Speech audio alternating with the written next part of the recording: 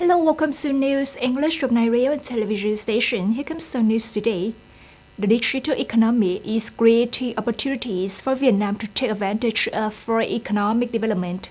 The goal is that by 2025, Vietnam's digital economy will account for 20% of gross domestic product and increase to 30% by 2030. Vietnam's digital economy is expected to grow 20% per year in the period 2023-2025 and grow further in Southeast Asia, which is a region with the fastest growing internet in the world. At the same time, analytic digital payments will accelerate as the central bank promotes cashless payments in rural and remote areas. In addition, strong support from the government, investment by banks, as well as the widespread use and popularity of QR codes continue to promote the adoption of digital payments in Vietnam, as well as payments between countries in the region.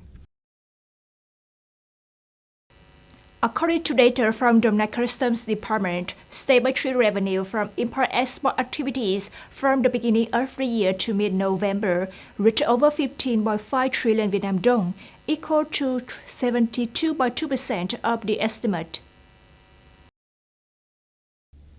It is estimated that at the end of the year it will reach 17.8 trillion Vietnam dong, only 83% of the assigned estimate. Geopolitical situation is mainly due to a sharp decrease in export-import turnover. According to assessments, the ability to complete the state budget collection task for some localities and areas of revenue from import-export this year will be difficult to meet estimates. Currently, the North's total state budget revenue reaches over 49 trillion Vietnam dong, reaching 80% of the 2023 estimate. To complete the 2023 state budget revenue target in the remaining 2 months, the trucks industry must complete the collection of more than 6.6 trillion Vietnam dong. The export turnover of the textile and garment industry this year is expected to reach over 40 billion USD. Down 9% over the same period last year, but with a breakthrough in the number of export markets. To date, Vietnam has had 140 textile garment export markets. Among them, the U.S. market is still the main force. According to the Vietnam Textile Apparel Association, this result is possible thanks to Vietnam being a member of 16 free trade agreements. Along with that is a sustainable development strategy, implementing green solutions in textile and garment production, using environmentally friendly materials, and reducing greenhouse gas emissions. On November 26, South Korea, the United States, and Japan conducted joint naval exercises in the southern waters of the Korean Peninsula to strengthen defense posture in the face of North Korea's growing nuclear and missile threats. The joint exercise took place in the southeast waters of Jeju Island with the participation of the U.S. nuclear power aircraft carrier USS Carl Vinson.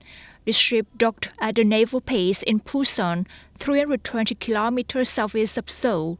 The South Korean Navy sent destroyers equipped with the country's Aegis combat system and Murasame-class destroyers of the Japan Self-Defense Force participated in the air defense and maritime exercises. The exercise was organized to strengthen the combined defense capabilities of the 3 countries in the face of North Korea's increasing nuclear and missile threat after the country launched a military reconnaissance satellite on November 21st. Israel and Hamas on November 26th completed the third hostage exchange in the context of a 4-day ceasefire agreement that will officially expire at the end of the day. Hamas handed over 17 hostages in exchange for 39 Palestinian prisoners and also released a video of the hostage handover to the International Red Cross in Gaza. All hostages released this time are women and children, including a 4-year-old U.S.-Israeli girl whose parents were killed in a Hamas attack on October 7th. The Red Cross said it facilitated the transfer of hostages. Among them, 3 Thais and 1 Russian were taken to Egypt's Rafah border crossing and from there were brought into Israel. The remaining 13 Israeli hostages were taken directly from Gaza to Israel. That's all for the news in English for today. Thank you for joining us, and goodbye.